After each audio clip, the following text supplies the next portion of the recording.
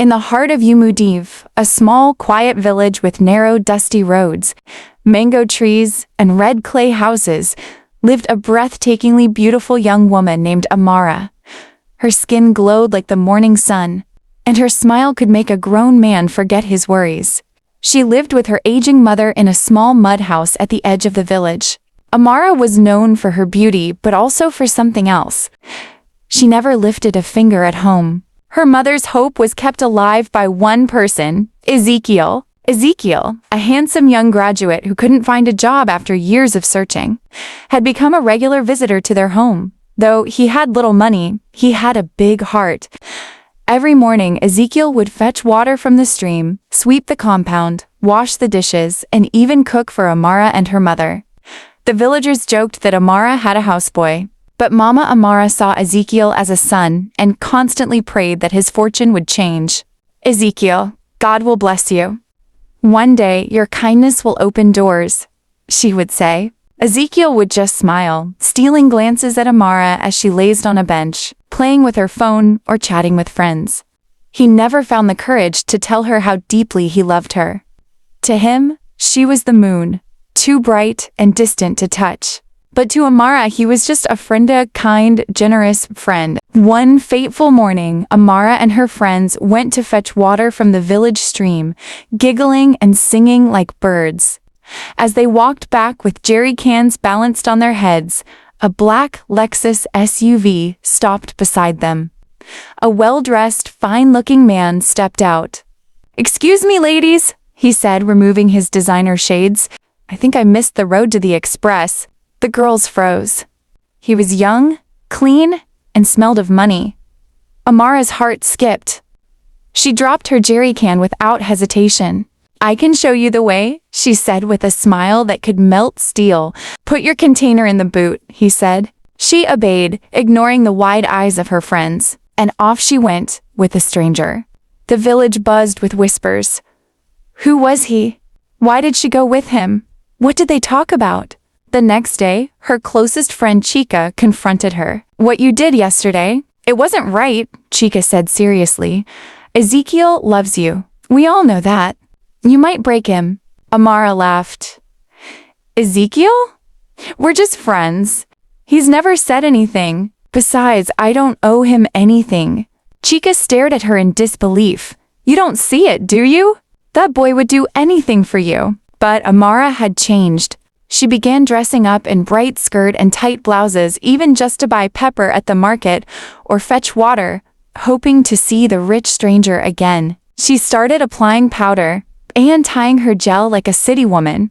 Her mother didn't understand, but said nothing. Ezekiel continued his chores, sweeping, fetching water, scrubbing pots. Even when the villagers mocked him. "Houseboy Ezekiel, do you fetch water for your wife too?" He smiled, enduring their taunts. Amara's friend Chica couldn't take it anymore. One day she saw him heading to Amara's house again. "Ezekiel," she said, stepping in front of him, "why are you doing this to yourself? She doesn't love you. You're wasting your time. There are girls who would be proud to have a man like you." Ezekiel looked at her. "I know," he whispered, "but I can't help it." That night, Ezekiel lay on his bed, staring at his ceiling with a heavy heart. Her words echoed in his head. "She doesn't love you. There are girls who would be proud of you." The next morning, he swept their compound for the last time. Then he called Amara. "Come," he said, "let's take a walk. I want to talk to you." She followed, confused. They stood under the big tree near the stream, where the wind always seemed to whisper secrets. "I've been coming around, not just to help, Amara. I love you," he said with a shaking voice. "I've loved you since the first day I met you. I just didn't know how to tell you." Amara flamed up sharply. "So that's why you help me? That's why you sweep and cook? Because you thought I'd fall for you?" "No, I mean, yes, but..." "Ezekiel," she cut in, angry. "If that's why you've been doing all this, then please stop. I don't want to see you around me or my house again." She stormed off, leaving Ezekiel frozen in disbelief. A few birds flew off the tree, sensing the sudden stillness in the air. From that day on, Ezekiel never returned. he disappeared from the village completely.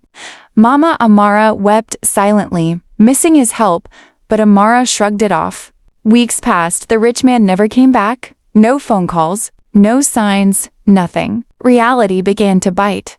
Amara's clothes grew dusty, her hair unkempt. She now carried her own jerry cans, cooked her own meals, and swept the compound as villagers watched silently. One day, word reached the village. Ezekiel had moved to the city. He got a small job in a private firm. With time, he rose fast, got a scholarship abroad, and today, he runs a tech company with staff in 3 countries. He had been in communication with Chica, and months later, Chica joined him in the city. She had been beside him all through his journey. She saw his worth when no one else did. Years later, at a wedding ceremony in the city, a Marin Owlder less glamorous and worn by regret saw them from afar. Ezekiel and Chica, laughing, glowing, deeply in love. She turned to leave quietly, eyes misty. Dear viewers of this story, life often gives us pure hearts wrapped in humble packaging, and we reject them chasing illusions. Let this story be a reminder that true love isn't always loud. It is kind, consistent, and sacrificial. Don't wait until it's too late to appreciate those who truly care. If this story touched your heart, please like, share, and most importantly, subscribe to our channel for more powerful life stories that inspire, teach, and heal. Turn on the notification bell so you never miss the next episode. Thank you for watching.